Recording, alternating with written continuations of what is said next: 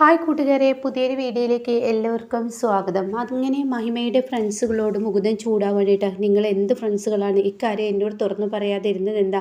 അത് മജിസ്ട്രേറ്റ് ആവുന്നതിൽ തടസ്സം ഉണ്ടാകുന്നത് കൊണ്ടാണ് പറയാതിരുന്നത്. മഹിമ പറഞ്ഞിട്ടാണ് ഈ കാരണം കേട്ട് മടുത്തു ഞാൻ. മഹിമയെ നിങ്ങളിപ്പോൾ കൊലക്ക് കൊടുക്കുകയല്ലേ ചെയ്ത്? എന്താ അങ്ങനെയൊക്കെ പറയുന്ന? മഹിമയെ രക്ഷിക്കാനുള്ള തെളിവുകൾ കയ്യിൽ കെട്ടി അവൾക്ക് ജാമ്യം ശരിയായി വരുന്ന സമയത്തല്ലേ അവൾ ജയിൽ ചാടിയത്. ഇനി അവൾ എന്നേക്കുമായി ജയിലിനുള്ളിൽ അകപ്പെട്ടില്ലേ? ആ ശിക്ഷയും കൂടി അവൾ അനുഭവിക്കണ്ടേ എന്നൊക്കെ പറയുമ്പോൾ അവർക്ക് കുറ്റബോധം കൊണ്ട് നിൽക്കുമ്പോഴാണ് അഭി അങ്ങോട്ടേക്ക് കടന്നു വരുന്നതായിട്ട്. അങ്ങനെ അവളെ രക്ഷപ്പെടാൻ അനുവദിക്കില്ല, ഞാൻ അവളെ തടഞ്ഞതാണ്, പക്ഷേ അവൾ എൻ്റെ കൈകളിൽ നിന്ന് രക്ഷപ്പെട്ടു പോയി. അത് നന്നായി എന്ന് ഇപ്പോൾ തോന്നുന്നു. എന്തായാലും ഇപ്പോഴത്തെ ജയിൽ സൂപ്രണ്ട് എന്ന് പറയുന്ന ഞരമ്പ് രോഗിയാണ്. അവൻ്റെ കൈകളിൽ കിടന്ന് അവൾ കിടന്ന് ഇഞ്ചിഞ്ചായി ഞെരുങ്ങിക്കോളും എന്നുള്ള വാക്കുകളൊക്കെ പറയുമ്പോൾ എടോ എന്നും പറഞ്ഞ് കഴുത്തിന് പിടിച്ച് മുകുന്ദൻ കണക്കിന് കൊടുക്കുന്നുണ്ട് കേട്ടോ. മുകുന്ദൻ കണക്കിന് കൊടുക്കുന്നതെന്ന് കാണുമ്പോൾ അവിടെ ഉടൻ തന്നെ ബിബിമോനും ഇടപെടുകയാണ്. അങ്ങനെ എല്ലാവരും പിടിച്ചു മാറ്റുമ്പോൾ നിങ്ങൾ എന്ത് നെറുകേടാടാ എന്ന് പറഞ്ഞിട്ട് മുകുന്ദൻ തൻ്റെ മഹിമയുടെ കൂട്ടുകാരോട് ചൂടാവുന്നുണ്ട് കേട്ടോ. ഈ സമയം ഐശ്വര്യ മാം ബിജുക്കുട്ടനോട് ചൂടാവുകയാണ്. ഞാൻ അതിനുള്ളിൽ കിടക്കുമ്പോൾ നീ എവിടെയായിരുന്നു? നീ പുറത്തില്ലായിരുന്നു? ഉണ്ടായിരുന്നു മാം, പക്ഷേ മഹിമ പോകുന്നത് ഞാൻ കണ്ടില്ല. കാരണം അവിടെ ഒരു പ്രശ്നമുണ്ടായി, ഒരു വഴക്കുണ്ടായി. ആ വഴക്ക് തീർക്കാൻ ഞാനങ്ങ് ചെല്ലുമ്പോഴാണ് ഈ ഒരു ഇതുണ്ടായതെന്ന് പറയുന്നത്. അപ്പോഴാണ് അങ്ങോട്ടേക്ക് മഞ്ജു വന്നത്. മഞ്ജുവിനെ കണ്ടിരുന്നു. ഓ മാഡം എത്തിയോ? മാഡം ഇപ്പോഴെന്തിനാണ് വന്നത്? തൻ്റെ അനിയത്തെ രക്ഷിക്കാനുള്ള വഴികളൊക്കെ തുറന്നു വെച്ചിട്ടായിരിക്കില്ലേ മാഡം വന്നത്? ഇപ്പോൾ മുകളിലോട്ട് അനിത വിളിച്ചും കൊണ്ടിരിക്കുകയാണ് എന്ന് പറയുമ്പോൾ ഉടൻ തന്നെ മേഡം ഞാനതിനൊരു തെറ്റും ചെയ്തിട്ടില്ല. പിന്നെ നീ ഇതുവരെ എവിടെയായിരുന്നു? ഞാൻ സെല്ലിലോട്ട് പോയതാ എൻ്റെ അനിയത്തിയോട് വിവരങ്ങൾ അറിയിക്കാം. സെല്ലിലെ സൂപ്രണ്ടിനെ കാണാൻ വേണ്ടി പോയതാണെന്ന് പറയുന്നു കേട്ടോ. ആ സിമി അതെങ്കിലും ഒരു സത്യാവസ്ഥ ഉണ്ടായല്ലോ എന്നും പറയുന്നുണ്ട് കേട്ടോ. എന്തായാലും അവൾ എവിടെയെന്ന് രക്ഷപ്പെട്ടവളെ കണ്ടുപിടിക്കാൻ നോക്ക് പെട്ടെന്ന്. അവളെ രക്ഷപ്പെട്ടതിന് മേഡം ഒരു കാരണമുണ്ട്. എന്ത് കാരണം? അവൾ കൊലക്കാരൻ ആരാണെന്ന് കണ്ടെത്താൻ വേണ്ടിയാണ് അവൾ രക്ഷപ്പെട്ടിരിക്കുന്നത്.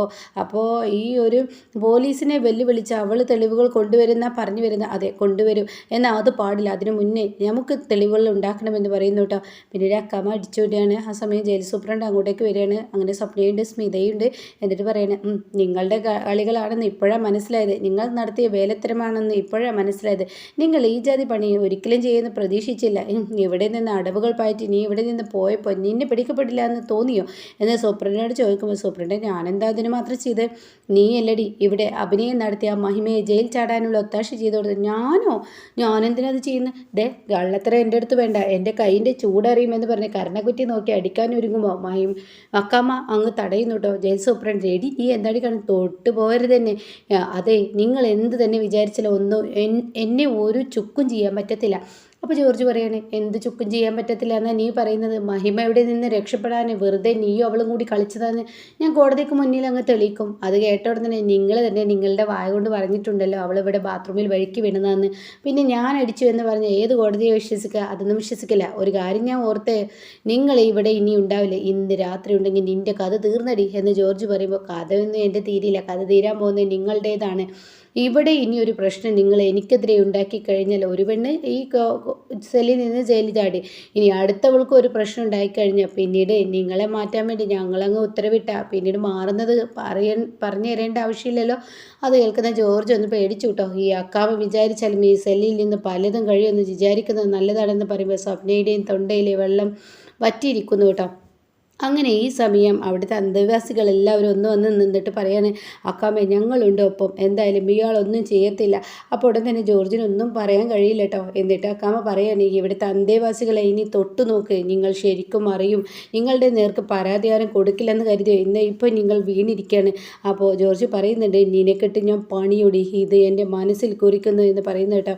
പിന്നീട് അന്തേവാസികൾ വന്നിട്ട് അക്കാമയോട് പറയാൻ, ഞങ്ങളുടെ അക്കാമ വീണ്ടും സ്റ്റാറായില്ലേ, ഞങ്ങളെ രക്ഷിക്കാൻ അക്കാമക്ക് കൂടെ ഞങ്ങളൊപ്പം ഉണ്ടാവും എന്നൊക്കെ ഇങ്ങനെ പറയുന്ന സീനാണ്.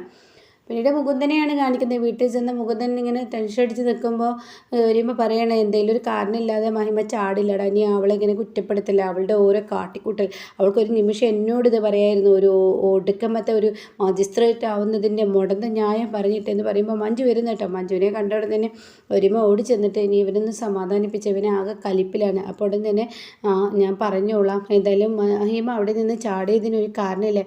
അപ്പോൾ അത് കേട്ട ഉടൻ തന്നെ മുകുന്ദൻ പറഞ്ഞു, കാരണം എനിക്ക് നന്നായി നന്നായി അറിയാം. അയാൾ അവിടെ ഉപദ്രവിക്കുകയാണെന്ന് പറഞ്ഞിട്ടല്ല അവൾ ചാടിയത്. പക്ഷേ ഇക്കാര്യങ്ങളൊക്കെ അവൾക്ക് എന്നോട് തുറന്നു പറയായിരുന്നില്ല. അതിന് പ്രധാന കാരണം നീ മജിസ്ട്രേറ്റ് ആവുന്നത് ഇല്ലാതാവുന്ന മഹിമക്കറിയാം.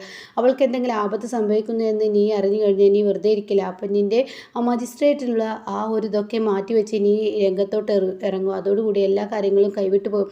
അതില്ലാതിരിക്കാൻ വേണ്ടി മാത്രമാണ് മഹിമ ഒന്നിൽ ഇടപെടാതെ നിന്നെ അറിയിക്കാതെ അവൾ വേണ്ടതൊക്കെ ചെയ്തത്. എന്തായാലും ഇനിയിപ്പോൾ അവൾ ചെയ്തു ബുദ്ധിമോശം, അത് പറഞ്ഞിട്ട് കാര്യമില്ലല്ലോ. പക്ഷേ മഹിമ അത്രത്തോളം പീഡനം അവിടെ അനുഭവിച്ചിട്ടുണ്ട്. അവിടെ ഒരു ഞരമ്പ് രോഗിയാണ്. അക്കാമയുടെ വായിൽ നിന്ന് എല്ലാ സത്യങ്ങളും ഞാൻ അറിഞ്ഞു. അക്കാമയും അവരും കൂടിയിട്ടാണ് ആ ഞരമ്പ് രോഗിയെ രക്ഷിക്കാൻ അവിടെ നിന്നും ഒരു മാർഗം നോക്കിയതെന്ന് പറയട്ടോ. ഇതേസമയം അക്കാമ പറയുന്നുണ്ട് ജോർജ് മാത്യുവിനോട്, ഞാൻ ഒരു വെടിക്ക് രണ്ട് പക്ഷി എന്നുള്ള ലെവലിൽ അവിടെ ആ കാര്യങ്ങൾ ചെയ്തത്. മഹിമ രക്ഷപ്പെടുകയും ചെയ്തു. എന്നാൽ ഞങ്ങൾക്ക് മഹിമ രക്ഷപ്പെട്ടതിനെ തുടർന്ന് ഇങ്ങനെ ഒരു സംഭവം ഉണ്ടായിക്കഴിഞ്ഞാൽ നിന്നെ ഈ സെല്ലിൽ നിന്ന് മാറ്റാം. 3 മാസമൊന്നും വേണ്ട, നാളെ ഇവിടുത്തെ സൂപ്രണ്ടിനെ മാറ്റാൻ ഞങ്ങൾക്ക് കഴിയുമെന്ന് പറയുന്നുണ്ട് കേട്ടോ. പിന്നീട്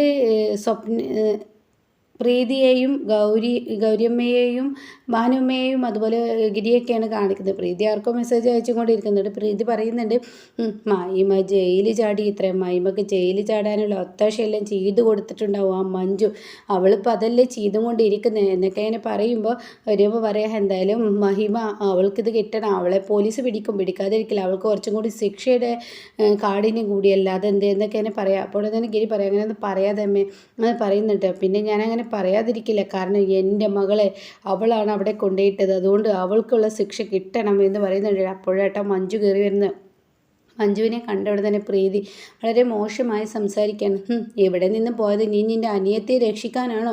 എന്നിട്ട് സേഫായൊരു സ്ഥലത്ത് കൊണ്ടാക്കിയോ? നിൻ്റെ അനിയത്തെ രക്ഷിച്ചോ? അതില്ലേ നിൻ്റെ പരിപാടി എന്ന് ചോദിക്കുമ്പോൾ, ഞാൻ എൻ്റെ അനിയത്തെ രക്ഷിക്കാനാണ് പോയത്, അത് സത്യം തന്നെയാണ്. എൻ്റെ അച്ഛനെ കൊന്നവളെ രക്ഷിച്ച് സത്യം തന്നെയെന്ന് എൻ്റെ മുന്നിൽ പറയുന്നു. അത് കേൾക്കുന്ന ഉടനെ മഞ്ജു പറയും, നിൻ്റെ അച്ഛനെ എൻ്റെ അനിയത്തി കൊന്നിട്ടില്ല.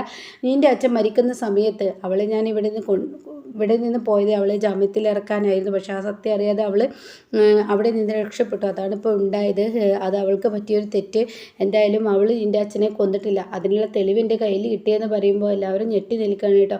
ഈ സമയം പ്രീതി എന്ത് തെളിവെന്ന് ചോദിക്കുന്നുണ്ട്. നിൻ്റെ അച്ഛൻ മരിക്കുന്ന സമയത്ത് മഹിമ എത്രയോ കിലോമീറ്റർ ദൂരെയുള്ള ഒരു CCTVയിൽ അവൾ ഹെൽമെറ്റ് വെക്കാതെ ഓടിയത് കൊണ്ട് തന്നെ അവൾക്ക് ഫൈൻ അടിച്ചിരിക്കുന്ന ആ ഒരു പേപ്പർ അവളുടെ വീട്ടിലോട്ട് വന്നിട്ടുണ്ട്. ആ ഒരു തെളിവ് എൻ്റെ കൈകളിൽ ഉണ്ടെന്ന് പറയാനായിട്ടാ. ഈ സമയം പ്രീതി ചോദിക്കുക, അല്ല അപ്പോൾ യഥാർത്ഥ കൊലയാളിയെ ആരെങ്കിലും നിങ്ങൾ കണ്ടെത്തിയോ? അത് കേട്ട ഉടനെ തന്നെ യഥാർത്ഥ കൊലയാളിയെ കണ്ടെത്താൻ പോലീസിന് കഴിയും, നിങ്ങളെ കൊണ്ട് ഒന്നിനും കഴിയില്ല. ഓരോ പ്രതികളെയും അറസ്റ്റ് ചെയ്യും, പിന്നീട് ജയിലിലേക്ക് അവരെ രക്ഷിക്കാനുള്ള തെളിവുകൾ കണ്ടെത്തുക എന്നല്ലാതെ എൻ്റെ അച്ഛനെ കൊന്ന യഥാർത്ഥ പ്രതിയെ കണ്ടെത്താനുള്ള തെളിവ് നിങ്ങളിൽ കിട്ടില്ല, അത് കേരള പോലീസിന് കഴിയില്ല, അങ്ങനെയാണ് നിങ്ങളുടെ പോലീസ് എന്നൊക്കെ പറഞ്ഞിട്ട് പുച്ഛത്തോടു കൂടി അവിടെ നിന്നും പോകുമ്പോൾ മഞ്ജു പറയണം, ഞങ്ങളുടെ ഡ്യൂട്ടി ഞങ്ങൾക്ക് ചെയ്യാനായി നീ പഠിപ്പിക്കണ്ട എന്ന് പറയുന്നുണ്ട് കേട്ടോ. പിന്നീട് ഇങ്ങനെ ഗിരിയാണ് കാണിക്കുന്നത്. അപ്പോൾ ഗിരി ഇങ്ങനെ ചോദിക്കുക, എന്ത് പണിയാണ് മഹിമ ചെയ്തത്? അവൾക്ക് അത്രയും പീഡനം ഗിരിയേട്ട അവിടെ ഉണ്ടായിരുന്നു. എന്ത് പീഡനം? ജോർജ് മാത്യു എന്ന് പറയുന്ന സൂപ്രണ്ട്, അയാൾ എൻ്റെ മഹിമയെ ഒരു ഞരമ്പ് രോഗിയാണ്, പല പ്രാവശ്യം സെല്ലിൽ വെച്ച് പലതും ചെയ്യാൻ ശ്രമിച്ചു. അത് കേൾക്കുന്ന ഗിരിയുടെ കൈകാലുകൾ ധരിച്ചു വരുന്ന ആ ഒരു സീനാണ് കേട്ടോ. അപ്പോൾ അത് കരഞ്ഞും കൊണ്ടാണ് മഞ്ജു പറയുന്നത്. അപ്പോൾ ഈ ഒരു സീനിലാണ് എപ്പിസോഡ് നിർത്തിയിരിക്കുന്നത് കേട്ടോ.